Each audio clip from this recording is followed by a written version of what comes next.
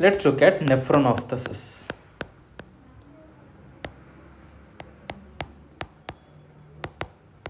Okay, what is nephronophthisis? They are group of progressive renal disorders. Group of progressive renal disorders characterized by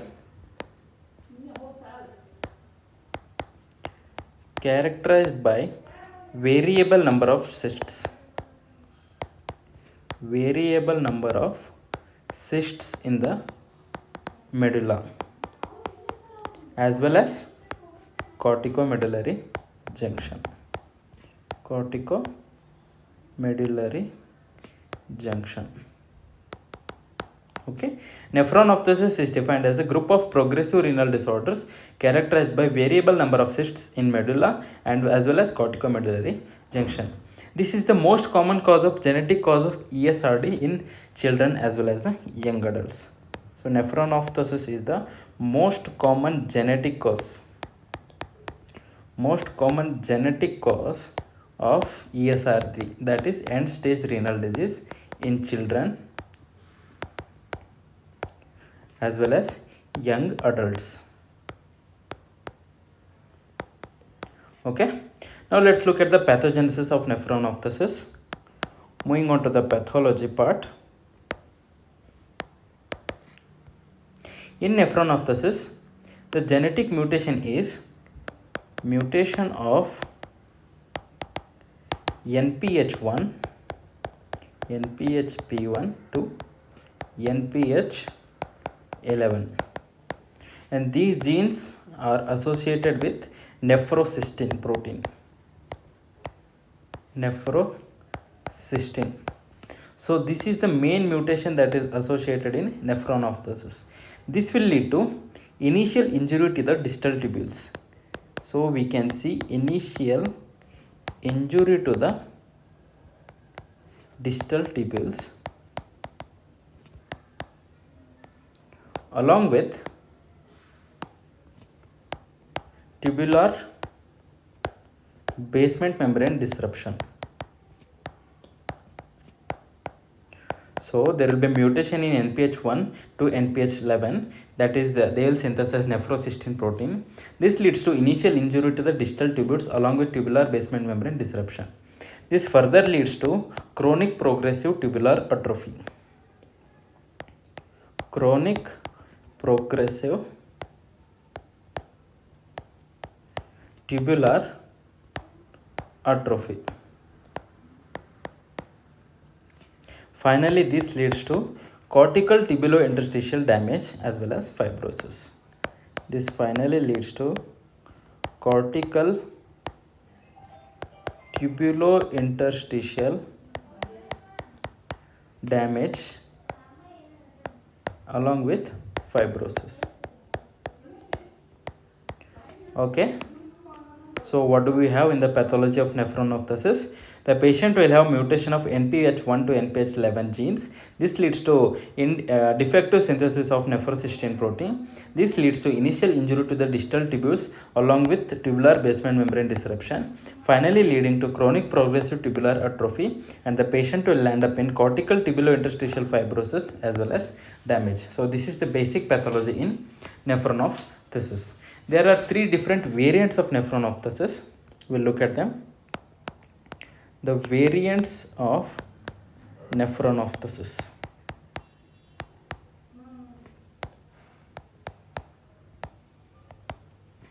So three different variants of nephronophthisis are: number one, sporadic non-familial. Sporadic non-familial variant. There is the familial juvenile nephronophthisis. Familial juvenile nephronophthisis.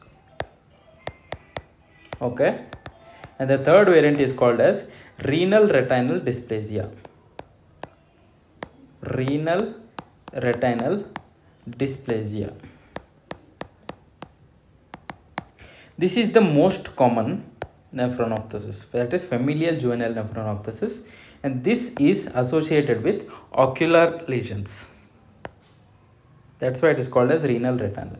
So this is associated with ocular lesions in the patient.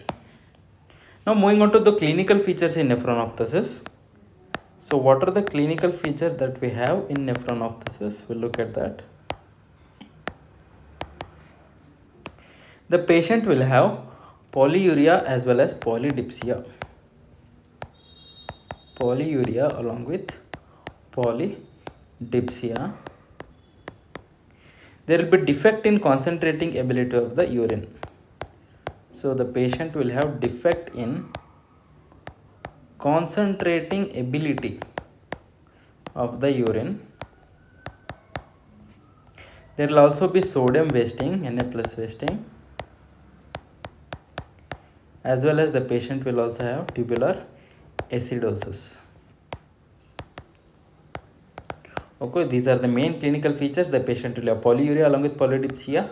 There will be defect in concentrating of urine, so along with sodium wasting as well as tubular acidosis. So what are the extra-renal features associated? Extra-renal features associated with nephronophthisis.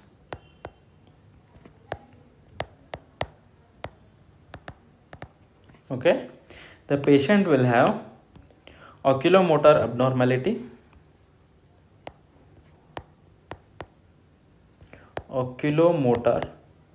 abnormality,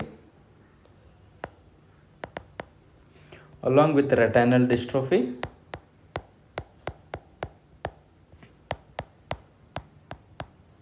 okay, followed by the patient will also have liver fibrosis along with cerebellar abnormalities.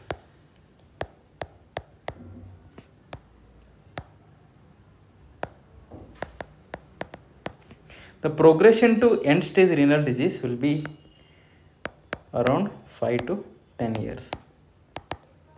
The progression to end stage renal disease will be in 5 to 10 years.